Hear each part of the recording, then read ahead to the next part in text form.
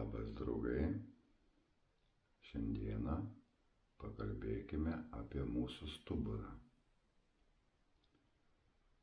Visi puikiai žinome, kai susidurime su stuburo skausmais. Ir jeigu mes nesimsime jokių veiksmų, tai mes pas daktarus lankysimės nuolatos, leisimės vaistus ar dar kokias sudėtingesnės procedūras atlikinėsime. Bet tai yra kančia. Vat ir pasidalinsiu savo patirtim, kad galima tvarkytis ir be daktarų pačiam.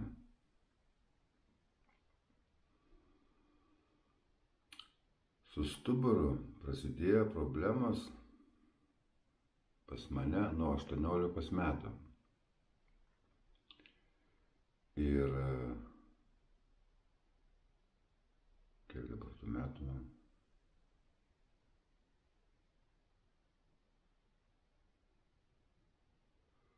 Sakykime, kokį 25 metus turėjau problemą su stuburu. Tai vaistai, tai masažai, tai ten mankštos siuntė, vienu žodžiu. Kažkaip tai taip ir gyvenau. Bet suprantat, vieną dieną ateina tokia, kada tu nebegali kentėti stuburo skausmų ir tu pavargsti nuo tų daktarų, nuo tų reabilitacijų pas juos važinėjimų į tos gydymą procedūras. Tau antiek skaudu, galime pasakyti. Ir tu toks jautiesi, suprantat, kad nuo daktarų priklausomas esi. Kad tik jie gali sutvarkyti tavo stuburą. Ir gavosi taip, kad pats gyvenimas taip susiklostė, kad išgirdau ar pamačiau, dabar tiksliai neprisimenu, bet išgirdau, kad tokie jogai, jie yra labai fiziškai sveiki ir stiprus žmonės. Ir suprantat, susidomėjau, kaip jie nors iš smalsumo, kaip jie gyvena. Ir aišku, suprantat, jie aplamai fizinį kūną yra labai pažinę visas senovinės žinias. Jie naudoja kūno atstatymui, kūno palaikymui, kūno funkcionavimui. Ir suprantat, kad tie jogai miega ant, sakykime, medinių grindų. Tas man užstrigo. Nes tu, kada gyveni tą pasaulietišką gyvenimą, tau nėra laiko, kada užsiimti savimi. Tu žinai, kad šiandieną turi važiuoti pas daktarus, ten ampolės kokias tai leistis, tą žinai. O kad tą laiką, kur tu važiuoji iki daktarų, kol tu ten pas daktarus praleidi, kol tu parvažiuoji, sakykime, užima kokias 2 valandas, ar ne? O kad tu tas 2 valandas skirtum stuburo mankštai, taip neišmastai. Nes esi antiek įtrauktas į tą gyvenimą. Ir būtent man tas jogų paaiškinimas, kad galima savarankiškai susitvarkyti stuburą, ir buvo pati pradžių pradžia. Ir ką dariau? Vienu žodžiu, 3 mėnesius miegojau ant grindų, ant kieto paviršiaus.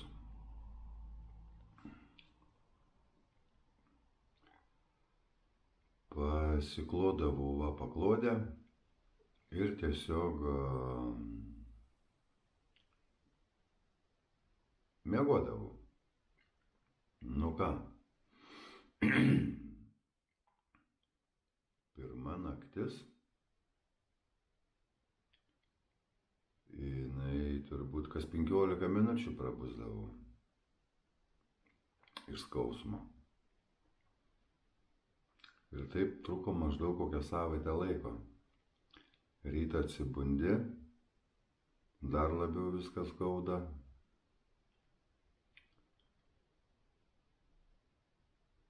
Neišsimiegojęs.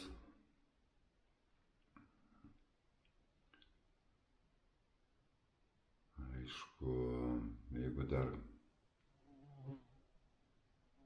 biški ir nelaimingas, taip pasakykim, atsibundi.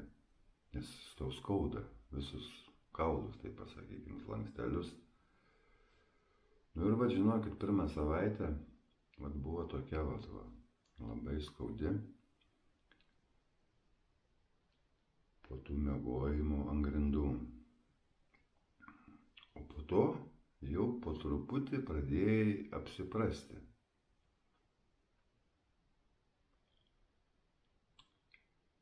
Bet matot, tas noras pasveikti, jisai tave užgrūdina, jisai sustiprina tavo valią, jisai sustiprina tavo tikėjimą, nes tu nori pasveikti.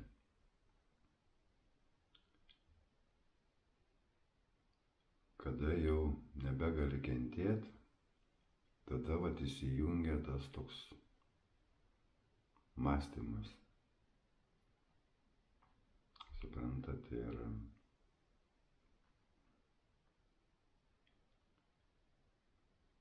nebeturėjau kito pasirinkimo. Taip gal pasakykim. Na ir va. Ir daugiau jau po savaitės laiko kažkaip tai diskomfortiška, bet jau bent jau vis rečiau prabundi, vis rečiau paskauda tie, sakykim, kauliukai, paskauda, ta nugara, jinai kažkaip tai ir rytą jau atsikėlus skauda, ir dieną skauda, ir vakarę skauda. Toksai pereini tą tokį skausmą. Bet jisai bunka tas skausmas. Jisai nedidėja, bet jisai bunka. Pirmą savaitę taip gali būti, kad ir didės. Jisai bunka, jisai po truputį tokioj pastovioj diskomforto būsenai tu randiesi. Bet suprantat kas? Tuos 3 mėnesius pakentėjau, taip pasakykim. Man po šiai dieną dingo bet koks skausmas nugaros. Dar tuomet mankštų nedariau. Ėjau prie pačio lengviausio. Miegoti ant kietų grindų. Dabar, kad taip griežtai nepereidinėti ant, sakykime, medinio matraso. Galima, suprantat, taip kultūringiau daryti. Yra dabar tie matrasai tokie turistiniai.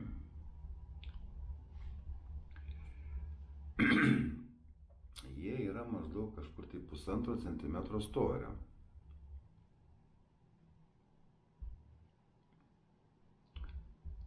Ir vat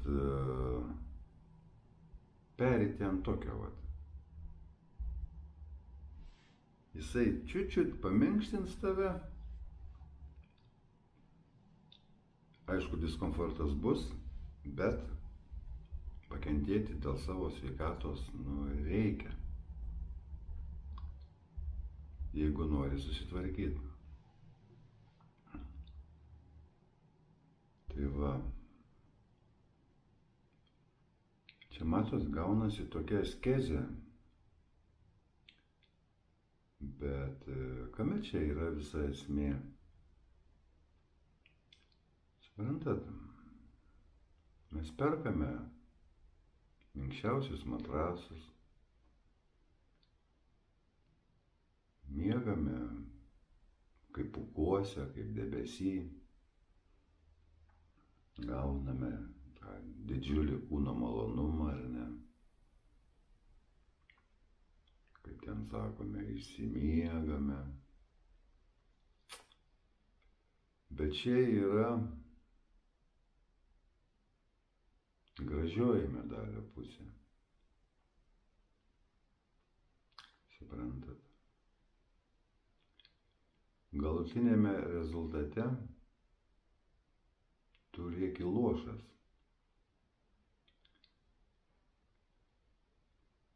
Dėl ko vat kalbu ir kalba daug kas, kad tas komfortas, tie patogumai, jie galutinėme rezultate,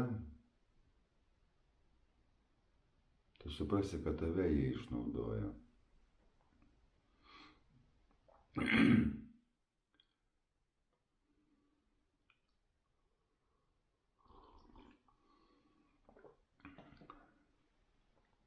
Kol tu sieki to patogumo, malonumo, nes visi taip gyvena. Tu net negali suprasti, kad tu perkiesi savo problemą, už tai moki pinigus. Kaip sakant, jau tu registruojasi pas daktarus, pirkdamas savo patogumą. Tik tai čia tolimoj perspektyvoj. Nes suprantat, dabar, pavyzdžiui, tu atėjęs į parduotuvę, pirkti tų matrasų, ne?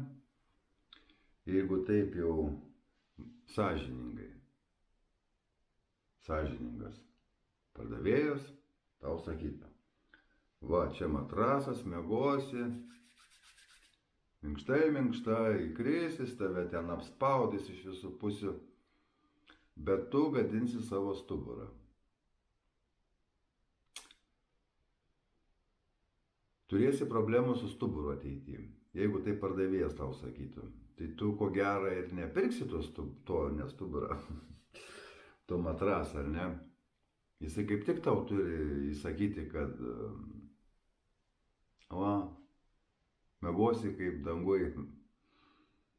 Suprantat?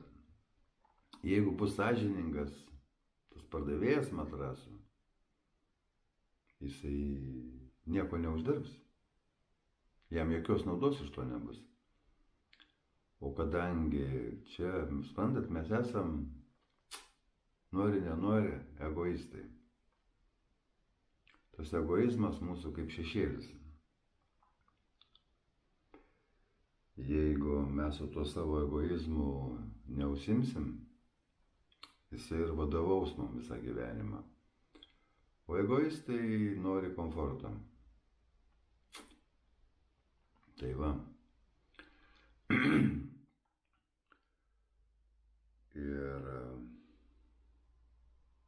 pirkdamas savo komfortą, yra praktiškai iš to visiems gerai. Matrasų pardavėjai trina rankom, vaistų pramonė jau gamina į priekį vaistus tau, trina rankom. Daktarai gauna už receptų išrašymą, ten premiją, sakykime, daktaram irgi gerai, chirurgam irgi gerai ir taip toliau. Suprantat, visiems yra gerai, kad tu pasineri į tuos komfortus. Visi pliusai yra, bet yra materialiam pliuse, egoistiniam pliuse. Suprantat? Visi iš to išlošia, kad tu pasirenki komfortą. Tai va. O jeigu taip pažiūrėjus paprastom akim, nusileidus ant žemės, patys brangiausi dalykai yra nemokami. Pabandykit suprast, ko tu už pinigus negali nusipirkti.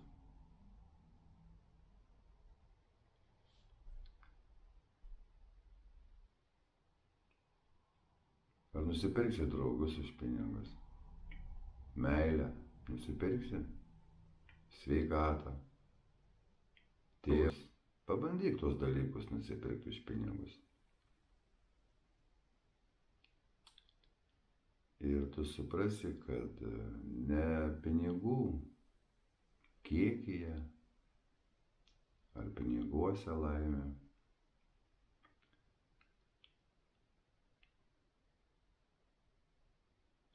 Yra, žinot, kaip pas mumis. Vat kaip ten ant vienos pusės velniukas, ant kitos pusės angeliukas. Mes vat esame iš tų dviejų. Mes kitaip nebūtume, jeigu mumise nebūtų gerumo ir blogumo. Bet kam mes atiduodame, valdžią, tai pasakykime. O tas velniukas ir yra mūsų egoizmas, mūsų ego. O tas angeliukas yra gerasis, aš gerasis. Aš gerasis, aš blogasis. Vat mane kokį pavyzdį. Tam pavyzdžiui Jonas. Vat, kaip ten sakom. Čia vat aš gerasis Jonas, čia vat aš blogasis Jonas. Mes visi tą žinom, ar ne, kad mumise yra vienas geras, vienas blogas. Ir mes vat mėtomės tarp tų. Tarp gero ir tarp blogo. Tai va, kad labai nenuklysti, reiktų iš to blogojo išeidinėti, nes ten yra ego. Kaip sakant, į gerumą eiti. Tada tu palengvai išeidinėsi. Ir jeigu tu matai tik tais dvi blogybės, tai iš dviejų blogybių reiktų rinktis geresnę blogybę. Nes mūsų ego, jisai, žinokit, antie gudrus yra. Išradingas, klastingas, kad tu net neįtari, kad jis tave valdo.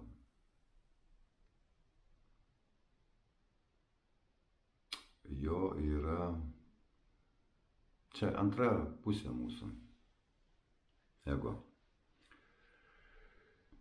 Ir ego mūsų reikia visko ir bet ko, kas teikia malonumą, džiaugsmą, komfortą.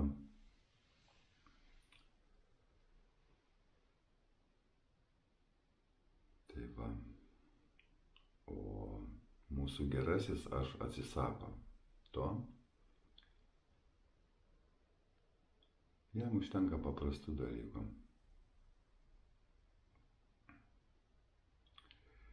Tai va, kada tu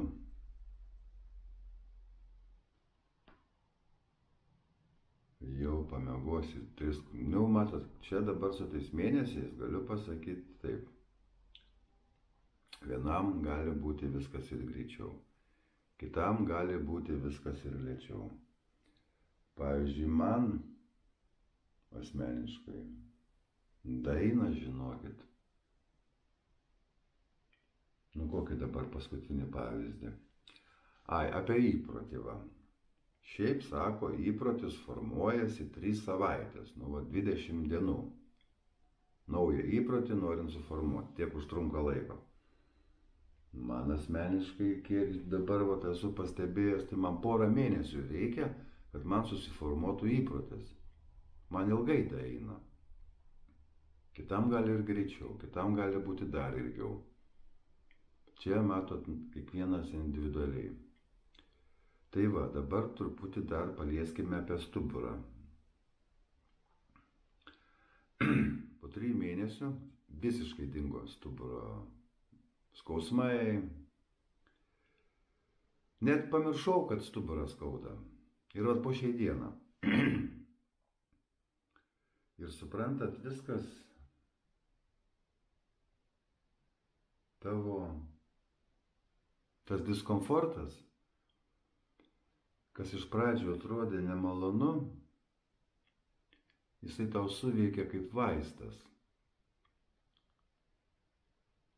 Ir supranta, ten, kur tave kviečia, ateik, patirsi daug malonumo, galutinėme rezultate. Tu ne tik, kad lieki prie tos, kokios ten tos geldos sulošintos ar sulaužytos, bet dar ir pats save susigadinęs lieki. O kada tu eini tokiu asketišku keliu, iš pradžių tu patiri diskomfortą, o paskui jau tame diskomforte tu patiri komfortą. Bet jau čia yra visam gyvenimui, arba galim sakyti ilgalaikis jau.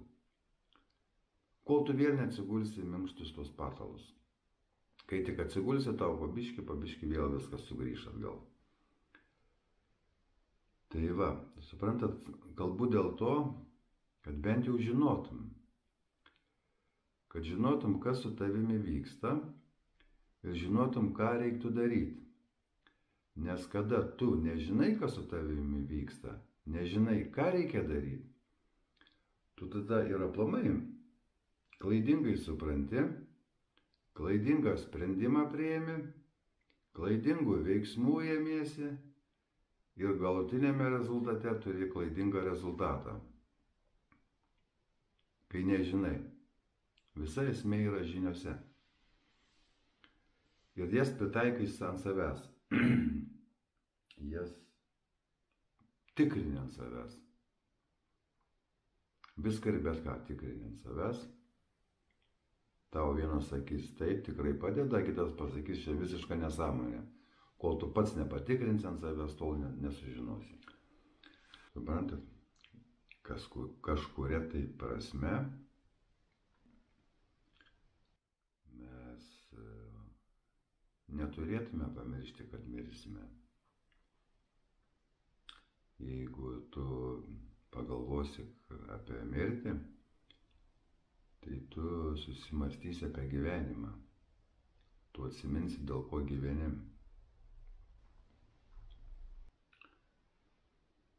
Tai va. Taip, einam truputį toliau. Dabar apie stuburą. Kasdieniam žmogui tam. Nesvarbu, ar verslininkas tu, ar ministras, ar darbininkas. Kaip sakant, ar kunigas, ar prezidentas, ar benamis, čia tinka visiems.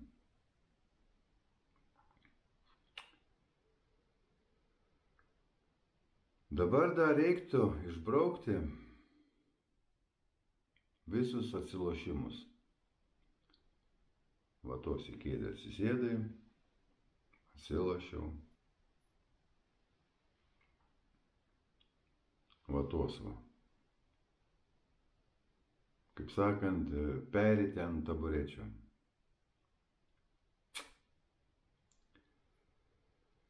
Čia vėlgi matot, čia yra askezė. Jum pasakoju tai, kas veikia, kas nemokama ir visam gyvenimui. Dabar tas sėdėjimas neatsilošus,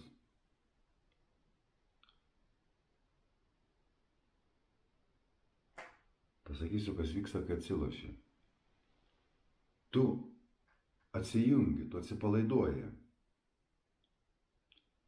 Tavo stuburo raumenys nebedirba. Viskas. Jis komfortė stuburas tavo. Kai tik atsisėdi, visur ir bet kur.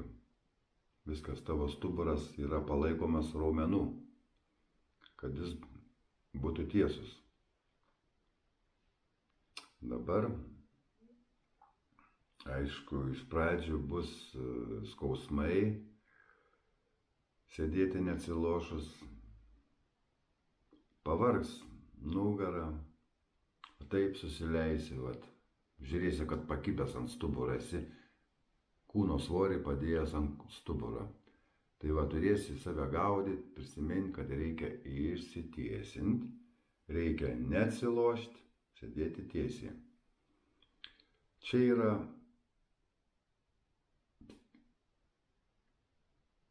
dienos režimas, tai pasakykim.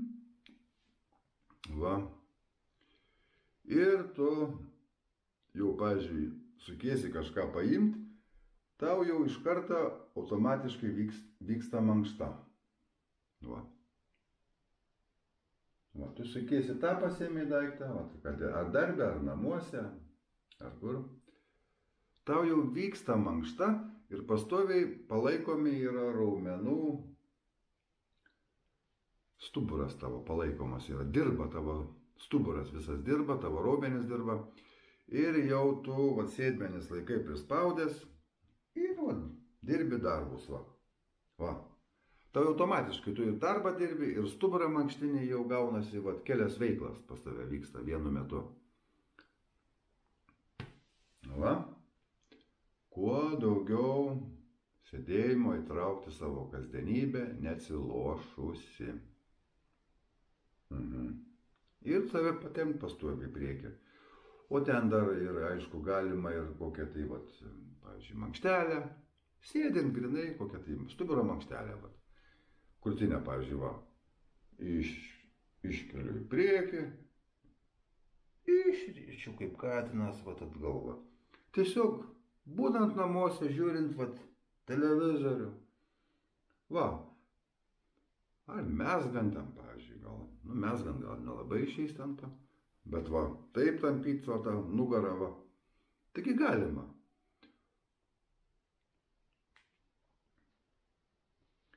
Turi įprotį tavo suformuoti vadinamą. Tikiuosi, kad pas kitą greičiau susiformuos, pas kitą gal ir nelabai, bet turi formuoti. Turi formuoti įprotį, turi dirbti su savimi. Čia, žinokit, tik jums patiem į naudą ir plus čia visam gyvenimui, suprantate. Kam jums tie daktarai, kam jums kažkokias ten išlaidos. Tu geriau tas išlaidas, supranti, panaudok kokiam tai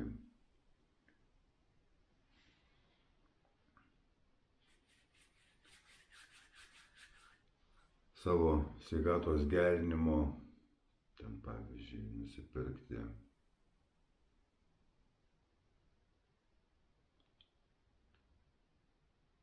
kas susiję su sveikata. Kad ir tą matrasiuką turistinį. Ir suprantat, pavyzdžiui, ten jis kainuoja palyginus su tais jūsų čiužiniais 10 kartų pigiau. Kiti perka ten yra ir labai brangius. Tai ką dar galim pasakyti apie stuburą? Miegam ant kuo kietesnio pagrindo, sėdim nebe atsilošę. Nu ir pradžiai tiek, o kas kas jau gali, tai aišku, mankšteles darykit, taip. Jūsų mankštelės su jumis ir sutvarkys. Jūsų, kaip sakant, treneris jums tik pasakys, kokias mankštas turi daryti. O mankštą turėsit pats darytis. Tai va. Kaip sakant, už jumis niekas atsakomybės neprisiims, tik tu pats. Bet mes einame lengviausiu keliu. Va. Biškį atsisakom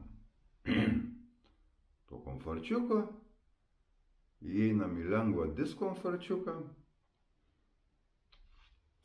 kaip sakant, lovą vis kietinam, atlošus nupjaunam, pasidarom taburetės.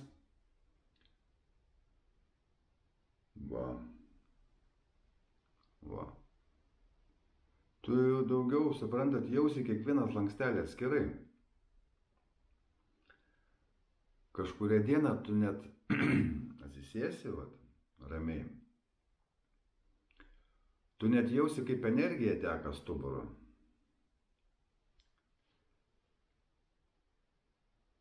Bet pradėkim nuo paprasčiausio. Ir dėkokim tiem sveikiem žmonėm, kad jie mums perduoda žinias, kaip susitvarkyti sveikatą, kad nedirbti tam, kad pinigus leisti sveikatos atstatymui. Tai galima pasidaryti savarankiškai, namų sąlygom, nemokamai. Tu tik moki savo laiką, bet tu tą savo laiką investuoji į save. Tavo visas mokestis. Bet tu tvirtini valią, tu stiprini stuburo raumenis, tu daraisi sveikas. Kada tavo stuburas sveikas, tavo visi organai sveiksta.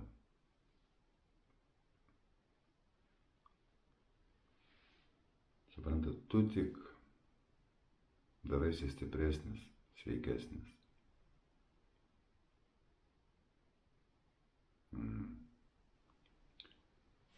Tiem, kam jau blogai su stuburu, arba visiškai blogai su stuburu, tai būtina lankytis pas gydytojus, būtina vaistus naudoti, vartoti ir mankšteles, minimales iš pradžių. Ir po to vis didinti mankšteles, ilginti laiką, vis sudėtingesnius daryti mankštos pratimus.